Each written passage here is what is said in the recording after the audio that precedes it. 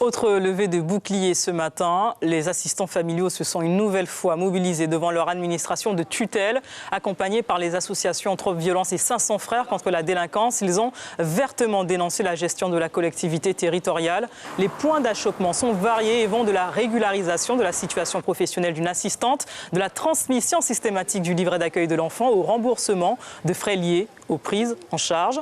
Des images d'Olivia Garrett-Alaïs. Écoutez à présent les explications de Dominique Chantalou, assistante familiale, et d'Ivan Goua, porte-parole des associations 500 Frères et Trop Violence.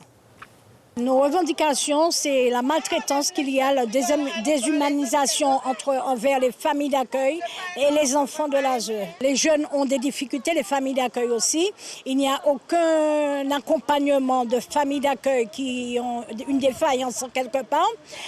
Administrativement, ils vous appellent du jour au lendemain et ils vous disent on enlève les enfants. Chose qui est incroyable, on ne peut pas faire ça du jour au lendemain. Aujourd'hui, on se rend compte qu'on a un service qui n'est pas rendu correctement.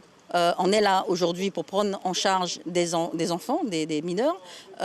Et derrière, on ne donne pas les moyens aux assistantes familiales de faire leur travail correctement. Pire, dans le cas qui nous concerne, Madame Cornillo, qui est l'une des particularités, le cas qu'on suit en dehors de tout, c'est qu'on harcèle. Donc, je ne sais pas si c'est fait exprès, mais on aggrave la situation.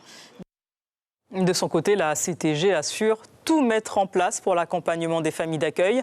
La vice-présidente déléguée à la petite enfance, Audrey Marie, revient également sur les raisons de l'annulation de la réunion prévue ce matin. La réunion n'a pas eu lieu parce qu'il s'agissait d'évoquer un cas particulier qui concernait une assistante familiale qui avait fait l'objet d'une mesure conservatoire précédemment. Et nous ne pouvons pas partager des dossiers ultra confidentiels qui concernent les familles et l'intimité des enfants avec n'importe quel chair.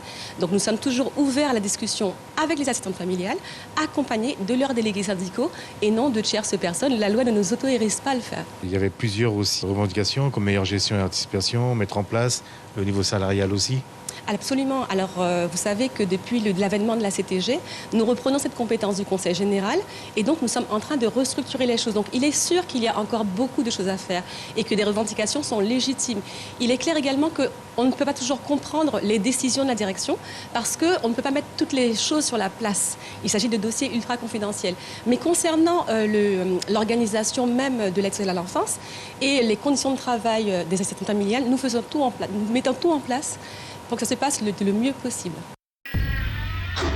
Suivez l'info sur Guyana Première, télé, radio et Internet.